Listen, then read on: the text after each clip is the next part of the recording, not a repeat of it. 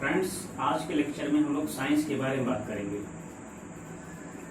और इससे लास्ट के लेक्चर में साइंस में हम लोगों ने मैकेनिज्म पढ़ा हुआ था और उस मैकेनिज्म के अंतर्गत हम लोगों ने मोशन पढ़ा हुआ था। और मोशन में हम लोगों ने डिस्टेंस पढ़ी, डिस्प्लेसमेंट विस्थापन पढ़ा, वेलोसिटी वेग पढ़ा, चाल पढ़ा, एंगुलर वेलोसिटी पढ़ी जिसको कोणीय वेग कहते हैं, उसके बारे में हम लोगों ने पढ़ा। और गति के नियम और न्यूटन के गति के नियम के बारे में हम लोगों ने पढ़ा। और जड़त्व के नियम जो जिसे गैलीलियो ने न्यूटन के प्रथम नियम को जड़त्व का नियम बोला था, उसके बारे में डिस्कस किया। आज हम लोग क्या करेंगे, आज हम लोग उसी के आगे कंटिन्यू करेंगे। उसी मैकेनिज्म में आज हम लोग द्रव के बारे में पढ़ेंगे। ठीक, इसके बारे में पढ़ेंगे। एक होता है द्रव्य। तो आज हम लोग मैटर के बारे में, जो मैटर की मैकेनिज्म है उसके बारे में डिस्कस करेंगे। एक एक पॉइंट उठाते हैं, उसी के आगे हम लोग क्या करेंगे, कंटिन्यू करेंगे। ठीक है, तो आज का क्या होगा, मैकेनिज्म मीन्स होती है यांत्रिकी। एक जो टर्म है मैकेनिज्म, इसको बोलते हैं यांत्रिकी, हिंदी में बोलते हैं। ठीक, यांत्रिकी। यांत्रिकी को इंग्लिश में मैकेनिज्म बोलते हैं। ठीक, ये मैकेनिज्म कहाँ कहाँ पे अप्लाई होती है। यांत्रिकी मतलब होता है जहां पर भी कुछ स्पेशल प्रकार की उनकी प्रॉपर्टीज का डिस्कशन होता है, फिर चाहे ह्यूमन बींग्स हो, फिर चाहे कोई भी ऑब्जेक्ट हो, और उसकी कोई भी एक स्पेशल प्रॉपर्टीज होगी और उस पर जो भी इम्प्लीमेंट होने वाले जो एक्सटर्नल वैल्यूज होंगी उनके बारे में डिस्कशन करता है, यांत्रिकी करता है। यांत्रिकी मतलब जैसे होता है ना यंत्र, बिल्कुल जिस तरीके से एक यंत्र जो होता है, जो एक मशीन होती है पूरी सिस्टमैटिक से, और वैसे क्या होता है बहुत सारी चीज़ों पे जो चीज़ें, जो एक्टिविटीज़ हमको दिखती नहीं है लेकिन वो एक्टिविटीज़ होती रहती हैं, उसी को बोलते हैं हम, क्या बोलते हैं, मैकेनिज्म बोलते हैं। जो दिखती है, देख करके हम लोग ऑब्जर्व कर सकते हैं, वो तो होती ही है। उसके अलावा बहुत सारी ऐसी चीज़ें हैं होती हैं, जैसे बर्फ है, बर्फ में ऐसी कौन सी चीज़ हो रही है, एकदम से पानी से बर्फ बन गया, उसमें भी एक मैकेनिज्म है। छोटी छोटी बूंदें मिलकर के बड़ी बूंद बन जाती हैं तेल की, उसमें भी एक मैकेनिज्म है। ठीक है, लिक्विड का पाइप से चढ़ जाना, ऊपर चढ़ जाना, वो भी एक क्या है, मैकेनिज्म है। कोई एक सोखता है, वो पानी को अब्जॉर्ब कर लेता है, अपने अंदर अब्जॉर्ब कर लेता है, वो भी क्या है, एक मैकेनिज्म है। तो हर प्रकार की जो मैकेनिज्म होती है, मैकेनिज्म में जितनी भी चीजें यूज होती हैं वो सब क्या है, एक प्रकार की विशेष प्रॉपर्टी होती हैं उस मैटर की, उस पदार्थ की, उस लिक्विड की, उस फ्लूइड की, उस गैसेस की। ठीक, तो यहाँ पे इस ये मैकेनिज्म का मतलब होता क्या है, ये है एक प्रकार से। तो अगर हम लोग देखें कि मैटर है क्या, मैटर को हम लोग बोलते हैं द्रव्य। जैसे इसको अगर हम लोग बोलें तो इंग्लिश में क्या बोलेंगे, मैटर, MATTER। एक एक चीज को हम लोग क्या करेंगे, एक्सप्लेन करेंगे, विद एग्जांपल देखेंगे, जिससे कि आप लोगों की जो है अच्छे से समझ में आ जाए। मैटर को हिंदी में बोलते हैं द्रव्य। इस चीज को जरा, द्रव्य जो लिखा हुआ इसको ध्यान से देखना, एक ये भी लिखा रहता है द्रव्य। ठीक, तो ये दूसरा है। अब द्रव को ही कुछ लोग तरल बोलते हैं, तो गलत है। ठीक, तरल दूसरा होता है, द्रव दूसरा होता है। इसको बोलते हैं इंग्लिश में, इसको बोलते हैं लिक्विड। ठीक, और इसको बोलते हैं फ्लूइड। ठीक, ये फ्लूइड है, ये क्या है, लिक्विड है। फ्लूइड का मतलब होता है जो फ्लो करते हैं, जो फ्लोट करते हैं, जो तैरते हैं। ठीक है, जो तैरते हैं उनको बोलते हैं फ्लूइड बोलते हैं। अब इस फ्लूइड में दोनों चीजें आ जाएंगी, इस फ्लूइड में लिक्विड भी आ जाएगा, ठीक है, और इसमें गैस भी आ जाएगी। तो दोनों चीजें, तो गैस भी क्या है, तरल है, और जो बहती है, जो फ्लोट होती है, उसको बोलते हैं, क्या बोलते हैं, उसको हम लोग तरल बोलते हैं। तो यहाँ पे सबसे पहले हम ऑब्जर्वेशन करेंगे, किसका ऑब्जर्वेशन करेंगे, मैटर का। एक्चुअली मैटर होती क्या है, यहां पे मैं लिख देता हूं मैटर, यानी कि द्रव्य, इसको इंग्लिश में बोलते हैं मैटर। ठीक, अब मेरी बात ध्यान सुनना, जो मैटर होता है, जो द्रव्य क्या है, वह पदार्थ, ऑल दोज ऑब्जेक्ट, वह पदार्थ जो स्थान घेरें, जो क्या करें, स्थान घेर लें, स्थान घेर लें, स्थान घेरने वाले को क्या बोलते हैं, द्रव्य बोलते हैं। बस हो गई परिभाषा, बस और कुछ नहीं लिखना और कुछ नहीं समझना। जो स्थान घेर ले, कुछ भी हो, कोई भी चीज हो, चाहे ठोस हो, द्रव हो, गैस हो, स्थान कौन घेरेगा, इसके अंतर्गत कौन आएगा, ठोस, द्रव और क्या है, गैस। बस और कुछ हमें नहीं देखना, बस इतना ही, ठोस, द्रव, गैस, ये सब क्या है, स्थान घेरते हैं। ठोस भी कहीं पर भी रख दिया जाए उठा करके, क्या करेगा, बना लेगा अपना जगह। पानी को क्या किया, गड्ढे में डाल दिया, बना लिया जगह। बैलून, अब गैस को कैसे देखेंगे, बैलून में हवा भर दी, उसने क्या किया, उसको स्पेस दे दिया ना एक प्रकार से। अब उस बैलून को कहीं ना कहीं रखने के लिए क्या करेगा, वो स्पेस कवर करेगा ना, तो क्या हो गया, ये स्थान घेरते हैं। बस इतना ही हमको दिमाग में रखना है। प्रैक्टिकली ऑब्जर्व भी कर सकते हैं कि स्थान घेरता है कि नहीं घेरता है, पानी स्थान घेरता है कि नहीं घेरता है, लकड़ी का गुटका स्थान घेरता है कि नहीं घेरता है, ईंट पत्थर कुछ भी हो जाए स्थान घेरता है कि नहीं घेरता है, हमको ऑब्जर्व करना है। गैस स्थान घेरती है नहीं घेरती है, ऐसे तो बहुत सारे दिखाई दे रहे हैं, पूरा खाली है, इन्वायरमेंट है, हर जगह गैस है, लेकिन कहीं दिखता नहीं, कमरा खाली है गैस। तो उसको क्या करेंगे, प्रैक्टिकली करने के लिए क्या करेंगे, एक्सपेरिमेंट हम लोग क्या करेंगे, एक बैलून लेंगे, ठीक, और उस बैलून में क्या करेंगे, हवा भर देंगे, जिससे उसमें क्या है, उसका एक शेप हो जाएगा। इससे ये हमें पता चलता है कि वो क्या है, गैस स्थान घेरती है, ठीक। अब इसके आगे बढ़ते हैं, सबसे पहले उठाते हैं ठोस। एक पॉइंट डिस्कस करेंगे अच्छे से, हम लोग क्या करेंगे एग्जाम्पल के साथ में। हमें डिफिनीशन को रटना नहीं है, हमें समझना है, कॉन्सेप्ट को समझना है, ध्यान में रखना है। अब इसके बाद हम लोग सबसे पहले सॉलिड पे बात करते हैं। सॉलिड, ठीक, ठोस। ठोस भैया क्या होता है, ठोस क्या है, वह पदार्थ या द्रव्य का एक प्रकार, ठीक, द्रव्य का एक प्रकार या वे सभी पदार्थ। अब वे सभी पदार्थ में आ जाएंगे, स्थान घेरते बनेगा नहीं, तो क्या करेंगे, द्रव्य का अ टाइप ऑफ मैटर, ठीक। ये क्या है, हम लिखेंगे नहीं, कोई परिभाषा नहीं लिखेंगे क्या है, एक प्रकार का द्रव्य है। ठोस क्या होता है, एक प्रकार का क्या होता है, द्रव्य होता है। क्या होता है, एक प्रकार का द्रव्य होता है। ठोस क्या है, एक प्रकार का द्रव्य है जिसका आयतन और एंड आकार से उसका निश्चित होता है,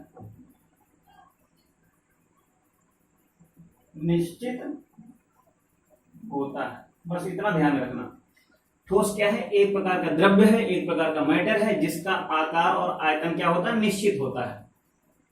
क्या होता है, आकार और आयतन, वॉल्यूम भी निश्चित होता है, उसका जो भी साइज है वो भी निश्चित होगा। जैसे कि यहाँ पे मेरे पास ये है, ये एक प्रकार क्या ठोस है ना, ये क्या है, ठोस है। अब इसको तोड़ देंगे तो इसका रूप फॉर्मेशन बदल जाएगा, अब वो चीज नहीं रहेगी। मतलब अच्छी खासी चीज है, इसको अच्छी खासी बना करके एट लास्ट तक रखना है, भला इसका जो है साइज और शेप बदल के दिखा दे कोई, नहीं होगा ना, पॉसिबल नहीं है। इसका मतलब क्या है, इसका आकार भी निश्चित है और इसका जो भी होगा जो है 3D फॉर्म में है। जितनी भी सॉलिड चीजें होती हैं 3D फॉर्म में होंगी तो उनमें क्या है, वॉल्यूम होगा, उनका वो वॉल्यूम क्रिएट करती हैं, वो वॉल्यूम को डिजर्व करती हैं, ठीक। उनमें क्या है, आयतन होगा। आयतन मतलब है उसकी तीनों डायमेंशन मिला करके जो भी हम करें। अब ये क्या है, क्यूब है, सॉरी क्यूबाइड है, घनाभ है, तो इसका LBH होगा, लंबाई गुणित चौड़ाई गुणित ऊंचाई होगी, ठीक। अब ये करिए, क्यूब होता, घन होता तो भुजा की घात 3 हो जाती। तो ये है, इतनी बात समझ में आई, एक प्रकार का द्रव्य होता है और जिसका आयतन व आकार निश्चित होता है, ठीक है। अब इसके बाद जितने भी ठोस होते हैं उनमें एक विशेष प्रकार का यांत्रिक गुण होता है। यांत्रिक का मतलब मैंने अभी बात की थी मैकेनिज्म, यानी मैकेनिकल प्रॉपर्टी होती है। वो जितने भी सॉलिड होते हैं उन, जैसे अभी हम लोग लिक्विड पढ़ेंगे तो लिक्विड में भी एक मैकेनिकल प्रॉपर्टीज होगी, गैसेस पढ़ेंगे, गैसेस में भी एक प्रकार की मैकेनिकल प्रॉपर्टीज होगी। लेकिन अब यहाँ पे हम लोग ठोस पढ़ रहे हैं तो सॉलिड पढ़ रहे हैं। जो ठोस होते हैं उनकी एक प्रकार की क्या होता है, उनका एक यांत्रिक गुण होता है। ठीक, क्या होता है? यांत्रिक गुण। उस यांत्रिक गुण को प्रत्यास्थता बोलते हैं, प्रत्यास्थता, इलास्टिसिटी।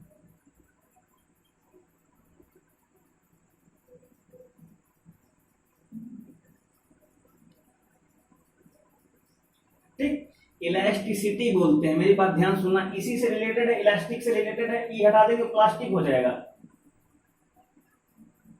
प्लास्टिसिटी। ठीक, इसका ये जस्ट ये होता है। इलास्टिक क्या है? अब मेरी बात ध्यान सुनना, इलास्टिक क्या होता है, प्रत्यास्थता होती क्या है, प्रत्यास्थता क्या है? प्रत्यास्थता एक प्रकार का क्या है? गुण है। क्या है? मैकेनिकल प्रॉपर्टीज है, मैकेनिकल यांत्रिक गुण है सभी ठोसों का। क्या है? सभी ठोसों का क्या है? यांत्रिक गुण है। अब ये प्रत्यास्थता करती क्या है? एक ऐसा गुण है, जैसे कि मान के चलिए मैं एक फिगर बनाता हूं। मैंने एक फिगर बनाया, जैसे क्या है? ये ठोस है। ठीक, या क्या है? ठोस है। मेरी बात ध्यान सुनना, एकदम दिमाग में सेट हो जाएगी चीजें, भले ही 2-3 पॉइंट हो, लेकिन जितने भी पॉइंट हो सब एकदम क्लियर हो। ये क्या है? कोई ऑब्जेक्ट है, इस पे हमने क्या किया, ये क्या होता है? एक प्रकार का गुण है। किसका गुण है? इस ऑब्जेक्ट का। ये क्या है? इस ठोस का एक प्रकार का गुण है। अब मैं डायरेक्ट बात करता हूं, क्या गुण है? जो अपनी अवस्था जैसे बदलती है, चेंज होती है, वो पुनः अपनी अवस्था में लेकर के चला आता है। अगर बाहर से क्या किया हमने? कोई फोर्स लगाया, क्या लगाया? बल लगाया, प्रत्यारोपित बल। ये बल, इस बल को क्या बोलेंगे? प्रत्यारोपित।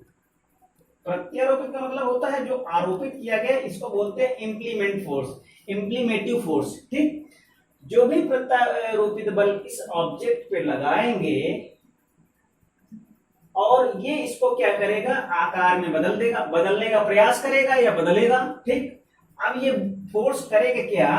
फोर्स करेगा क्या? ये जो ठोस है, इस ठोस की क्या करेगा? ठोस की अवस्था में क्या करेगा? बदलाव करेगा।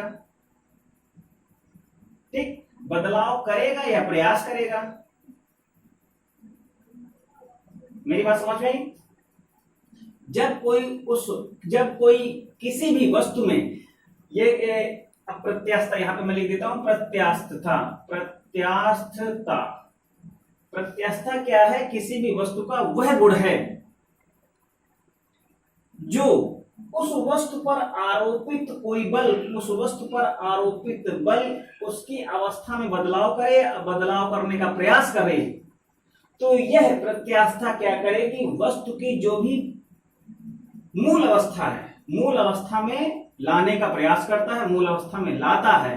ठीक, जैसे इसने इस पे फोर्स लगाया तो प्रत्यास्थता क्या करती है? वह गुण है जो पुनः अपने मूल स्वरूप में आ जाता है।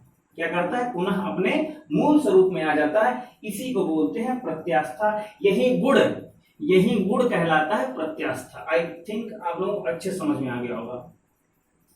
ठीक, बात समझ में? फिर से मैं रिवाइज कर रहा हूं।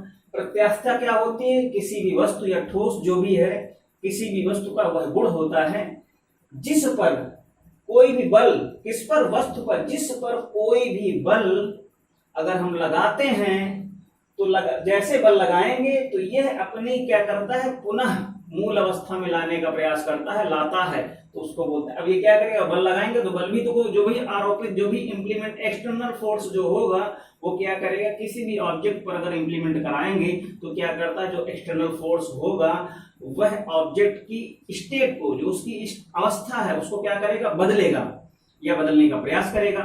अगर बदलने का प्रयास करता है तो प्रत्यास्थता क्या करती है? भैया हटो यहां से, हटो यहां से, हटो, हमको नहीं बदलना है, नहीं बदलना। अब क्या दूसरा अटैक, भाई ज्यादा बड़ा फोर्स है, ज्यादा क्वांटिटी में जो है एक्सटर्नल फोर्स है, तो क्या किया, उसको पिचका दिया, दबा दिया। जैसे गेंद हो गई प्लास्टिक की, दबा दिया, कुछ भी कर दिया, ये रबड़ की गेंद कुछ भी हो गई, रबड़ हो गई, रबड़ का गेंद हो गया, उसको हमने क्या किया, ताकत लगा कर दबा दिया। अब वो धीरे धीरे क्या करेगा, क्या करेगा, एकदम से फिर फूल जाएगा। तो अगर फूल जाता है यानी कि अपनी ओरिजिनल स्टेट में आ जाता है, तो बोलेंगे ये इलास्टिक है। क्या है, ये इलास्टिक ऑब्जेक्ट है।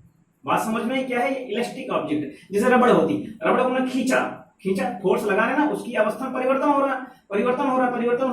रहा, छोड़ दिया, फिर से गम से आ गया, यानी फटाफट उसी स्टेट में आ गया। तो वो क्या है, वो उसका गुण है, इलास्टिक है। ठीक, बात समझ में। अब जैसे लकड़ी का गुटका है, अब लकड़ी के गुटके को क्या किया हमने, खूब ताकत लगाया, लेकिन टस से मस नहीं हो रहा। तो क्या है उसमें भी इलास्टिक है, ऐसा नहीं उसमें इलास्टिक, भले ही बहुत ही मिनिमम से मिनिमम, लोवेस्ट से लोवेस्ट हो, लेकिन है तो इलास्टिक। अभी मैं एग्जांपल लिखाऊंगा, तो इलास्टिक है वो, ठीक। लेकिन अब उसकी इलास्टिक की जो क्वांटिटी है कितनी है, वो पता नहीं कितनी है, उसको मेजर करने में पता चलेगा। तो ये होती प्रत्यास्था। अब इस प्रत्यास्था का गुण क्या होता है, अब इसको देख लीजिएगा, प्रत्यास्था की सीमा क्या होती है।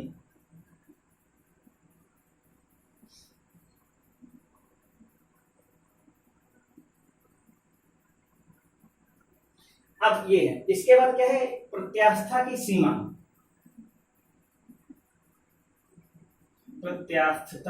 प्रत्यास्थता की सीमा, मेरी बात ध्यान सुनना। अब यहाँ पे जैसे किसी किसी दिमाग में रहता है प्रत्यास्था सीमा मतलब है वहां पे प्रत्यास्था खत्म हो जाता है, ऐसी बात नहीं है। इसका मतलब ये है, इस सीमा का मतलब यहाँ पे ये है, प्रत्यास्था की सीमा का मतलब यहाँ पे ये है कि यहाँ पे प्रत्यास्थता विद्यमान रहती है, इतनी पॉइंट पर विद्यमान, यानी प्रेजेंट रहती है। क्या है, विद्यमान रहती है। मेरी बात ध्यान सुनना।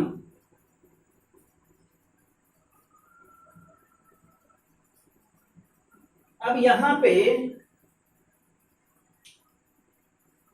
प्रत्यास्थक सीमा होती क्या है, अब मेरी बात ध्यान सुनना। किसी भी वस्तु पर अगर ये है, जरा इस बात को ध्यान सुनना। जैसे मैंने एक ऑब्जेक्ट बनाया, जैसे कि ये पहले तो मैंने क्या किया, ये बैलून है, ये क्या है, सॉलिड ऑब्जेक्ट है, ठीक। अब इस सॉलिड ऑब्जेक्ट पर मेरी बात ध्यान सुनना, अब इस सॉलिड ऑब्जेक्ट पर क्या हुआ, हमने कोई भी फोर्स अप्लाई किया, ठीक। एक हमने क्या किया, एक बल लगाया। क्या लगाया, ये क्या है, बल लगाया, ठीक। इस पे क्या हमने किया, ऑब्जेक्ट पर, ये क्या है, वस्तु है। क्या है, वस्तु है। इस वस्तु पर हमने क्या किया, एक फोर्स लगाया। तो क्या किया, थोड़ा सा ये दब गया। क्या किया, थोड़ा सा ये दब गया, ठीक, दब गया। अब क्या है, थोड़ा सा ये क्या है, दब गया। अब क्या हुआ, फिर थोड़ी देर बाद क्या हुआ, फिर से ये पुनः आ गया उस अवस्था में, ओरिजिनल इस अवस्था में आ गया। ध्यान समझना। अब और लगाया, फिर से आ गया। अब लेकिन एक ऐसी स्टेज रही, जिसे इस तरीके से क्या किया, फिर लगाया हमने, फिर फोर्स लगाया, ट्राई किया हमने, तो क्या हुआ, फिर से इस तरीके से लगाने के बाद इस तरीके से फिर से हो गया, कोई भी वस्तु है। अब थोड़ी देर बाद हमने लगाते यानी इस जगह तक क्या हुआ, वो ऑब्जेक्ट ने क्या किया, वस्तु ने सहन किया, ठीक। अब क्या हुआ, इसके जस्ट बाद यानी इतनी अवस्था तक क्या है, फिर से पुनः आ गया। अब क्या हुआ, जस्ट बाद ये इसी अवस्था में बना रहा, ऐसे ही। अब भैया कह रहा हमारे बस की बात नहीं, हमारे अंदर सारा जो था, जो इलास्टिसिटी थी, प्रत्यास्थता पूरी तरीके से खत्म हो गई, गुण है ही नहीं। गुण का मतलब एक प्रकार की आदत होती है ना। अब मेरी बात ध्यान सुनना, इस बल को क्या बोलते हैं, विरूपक बल, ठीक। विरूपक बल का मतलब नाम से ही है, जो रूप को बदल दे। विरूपक बल का मतलब क्या है, जो एक ऐसा बल किसी भी वस्तु पर लगाया गया, ऐसा बल जो वस्तु की अवस्था को, वस्तु के रूप को बदल दे। वस्तु के रूप को बदलने वाले बल को क्या बोलते हैं, विरूपक बल बोलते हैं, ठीक। अब वो विरूपक रूप अच्छा भी हो सकता है, हमने डिजाइन बना दी इस तरीके से तो अच्छा देखने में लग रहा है, अच्छा खासा अवस्था में था, बल लगाया, उसका रूप बेकार हो गया तो भी वो विरूपक ही है। प्रत्यास्था की सीमा क्या होती है? एक ऐसी अवस्था होती है जिस पर यानी कि जिस पर लगाया गया विरूपक बल, वस्तु पर लगाया गया विरूपक बल लगाने पर प्रत्यास्था विद्यमान हो जाए, यानी कि ऐसी अवस्था जिस पर विरूपक बल लगाया जाए, लगाने के बाद भी उस वस्तु का जो गुण है प्रत्यास्था विद्यमान रहे, मेंटेन रहे, वो आखिरी अवस्था, वो यानी कि अंतिम अवस्था यानी वो सहन करने की क्षमता, जिस पर विरूपक वो सहन करने की क्षमता, वस्तु की वह सहन करने की क्षमता जिस पर विरूपक बल लगाया जाए तो उसकी क्या है? इलास्टिसिटी, जो उसकी क्या है, यहां तक जो भी है उसकी इलास्टिसिटी क्या है? विद्यमान है, उसी को बोलते हैं विरूपक बल। ठीक, बात समझ में आई? उसको बोलते हैं विरूपक बल। एक और यहां पर है, उस बल को बोलते हैं, एक है प्रत्यानयन बल। ठीक, एक विरूपक बल हो गया, एक है प्रत्यानयन बल, इसको नोट डाउन कर लीजिएगा। प्रत्यानयन बल,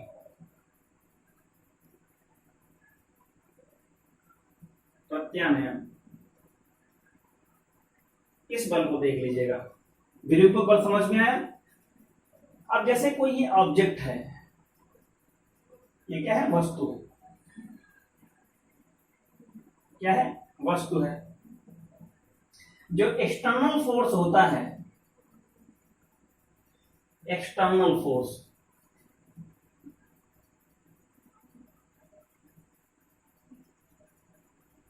इसको बोलते हैं विरूपक।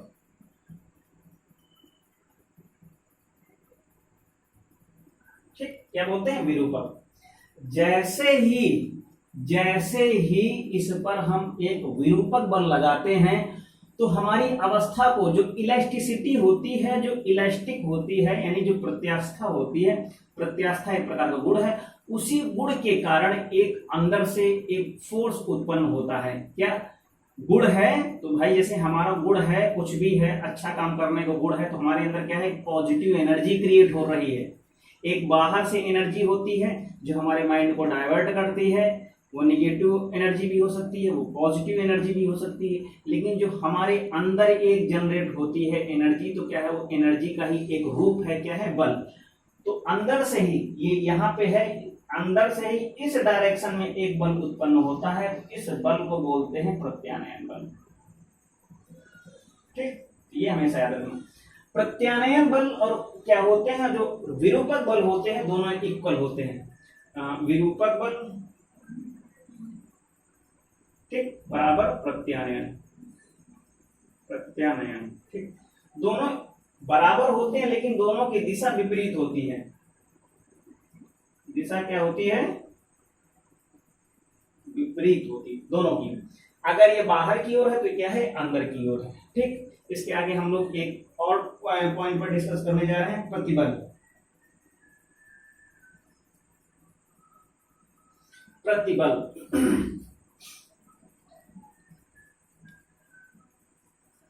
प्रतिबल, इसको देख लीजिएगा। प्रतिबल, ठीक, प्रतिबल को इंग्लिश बोलते हैं स्ट्रेस। स्ट्रेस एक प्रकार का तनाव, जैसे हम अब इसको मैं जनरली इस तरीके से सोशल लाइफ से रिलेटेड बात करते हैं। तो होता क्या है कि जैसे कि प्रतिबल क्या है? स्ट्रेस क्या है? जिसे बोलते हैं ना कि आप बहुत ही दिमाग में स्ट्रेस है। मैं इसको थोड़ा सा एक लाइफ साइंस से रिलेटेड बात कर रहा हूँ, जो है बायोलॉजिकल साइंस है। ब्रेन में स्ट्रेस हमारे हाथ में तो होता नहीं, प्रोड्यूस नहीं होता है। स्ट्रेस हमारे ब्रेन में प्रोड्यूस होता है। तो स्ट्रेस हमारे ब्रेन में प्रोड्यूस होगा, इसका मतलब ये है कि अगर बाहर से तो आएगा नहीं, यानी कि अंदर से जो हमारा ब्रेन है, अंदर से जो है इस तरीके से, ऐसे जैसे हमारा ब्रेन है, मेरी बात ध्यान सुनना, ठीक है? ये ब्रेन है। अब बाहर से तो स्ट्रेस हम लेंगे नहीं, बाहर से लेंगे ही नहीं। बाहर से अगर लगने वाला हो तो हेलमेट पहन सकते हैं, है ना? अगर बाहर से लगने वाला हो तो हेलमेट पहन सकते हैं। हेलमेट अगर बाहर से लगने वाला अगर तनाव जो है, जो स्ट्रेस अगर हम लोग बाहर से लें, बाहर से लग जाए, एक्सटर्नली लग जाए, तो हम हेलमेट का यूज कर सकते हैं जिससे कि हमें स्ट्रेस ना क्रिएट हो। तो स्ट्रेस होता है क्या है, किसी न किसी एक ऐसे जो है ये इस तरीके से, ये इस तरीके से होता है, ये इस तरीके से होता है, ये इस तरीके से होता है, ये इस तरीके से होता है, ये स्ट्रेस है। तो स्ट्रेस क्या होता है, अब स्ट्रेस की परिभाषा क्या है, किसी एक पॉइंट से स्टार्ट होता है। क्या होता है, स्टार्ट क्या होता है, किसी एक पॉइंट से। जैसे कोई पॉइंट है, ये पॉइंट है, ठीक, ये क्या है, ये बिंदु है। अब किसी यानी क्या है, यहाँ से जैसे होगा, ये क्या है, परपेंडिकुलर, यानी इस तरीके से लगने वाला एकांक क्षेत्रफल। अब ये क्या है, कोई छोटा सा पॉइंट होगा। तो कहने मतलब क्या है, जो प्रतिबल होता है वो क्या होता है, एकांक क्षेत्रफल पर लगने वाले प्रत्यानयन बल को क्या बोलते हैं, प्रतिबल बोलते हैं। ठीक, क्या बोलते हैं, प्रतिबल बोलते हैं। अब मेरी बात ध्यान सुनना। अब इसका फार्मूला क्या है, इसका मतलब क्या है, इसको लिख सकते हैं इस तरीके से, एकांक क्षेत्रफल पर, एकांक क्षेत्रफल पर लगने वाले प्रत्यानयन बल को, प्रत्यानयन बल को प्रतिबल बोलते हैं। ठीक, ये हो गया प्रतिबल। अब इसका एग्जाम्पल क्या होता है, प्रतिबल बराबर होता है, इसको नोट कर सकते हैं, F/A। ठीक, ए क्या है, यूनिट एरिया, मतलब एकांक क्षेत्रफल। क्या है, एकांक क्षेत्रफल। इसके बाद एक पॉइंट और आता है, विकृति। अब इसी की जस्ट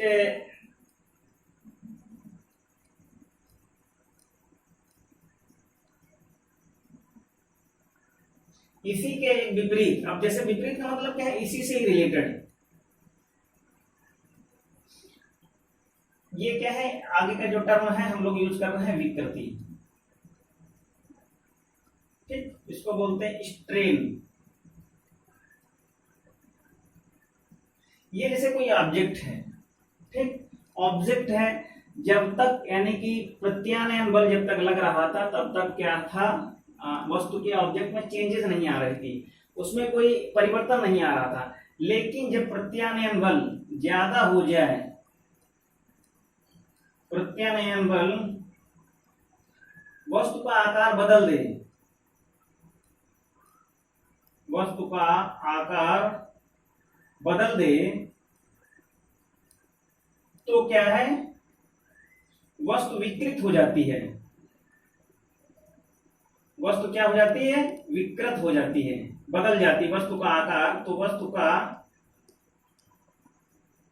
आकार विकृत हो जाता है, ठीक। तो इसी को बोलते हैं विकृति। ठीक, इसी को क्या बोलते हैं, विकृति बोलते हैं। विकृति के फॉर्मूले को आप लोग लिख सकते हैं। विकृति होता क्या है, इसको लिख लीजिएगा। विकृति बराबर होता है, विकृति बराबर होता है इस तरीके से, यानी डेल्टा एल अपान एल। ये इस तरीके से लिख सकते हैं, यानी लंबाई में परिवर्तन अपान मूल लंबाई जो भी है, यानी डेल्टा एल क्या है, लंबाई में यानी चेंजेस, परिवर्तन किसमें, लंबाई में, लंबाई में परिवर्तन। और ये क्या है, मूल लंबाई। ठीक, यानी कैसे, कहने मतलब जो भी है, विकृति कैसे निकालते हैं, जो भी उसकी यानी कि जो भी उसकी मूल लंबाई थी, जो भी उसकी मूल लंबाई थी, ऊपर क्या है, बदली हुई लंबाई है, जो भी परिवर्तित लंबाई, लंबाई मतलब कुछ भी चेंजेस हो जाए। अगर जैसे रबड़ है, रबड़ खूब टाइट है, ठीक, काफी देर तक उन्हें पकड़े रहे तो क्या हो गया, अब कितनी विकृति कितनी हुई, जिसे हम लोग प्रतिशत नहीं निकालते हैं, प्रथम निकालने मतलब क्या, मूल कितना है, प्रतिशत का मतलब कितना है। जब कोई प्रतिशत निकालते हैं तो नीचे जो होता है वो क्या होती है, पूर्णांक होता है। पूर्णांक मतलब मूल। ठीक, कहां से कंपेयर करेंगे, मूल। पूर्णांक मतलब मूल, ऊपर कितना आया है, कितना वर्तमान में है, जितना बदला हुआ है, इस तरीके से। ठीक, अब इसी के बेस पर हम लोग क्या निकालेंगे, एक हुक्स का लॉ है, उसको देख लेते हैं, उसके बाद लेक्चर को कंप्लीट हो जाएगा आज का।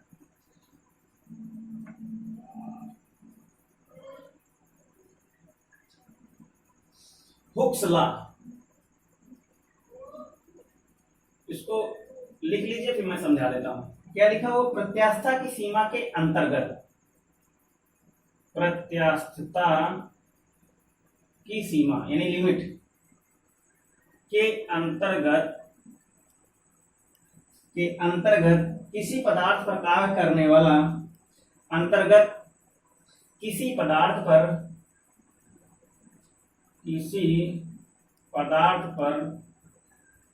कार्य करने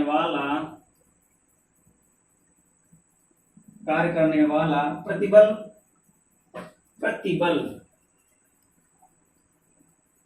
प्रतिबल विकृति के अनुक्रमानुपाती होता है,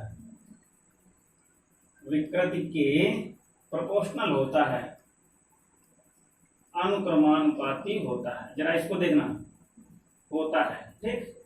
यानी कोई भी प्रत्यास्थता जो हमें लिमिट है, लिमिट ऑफ इलास्टिसिटी के अंदर ही हमें काम करना है।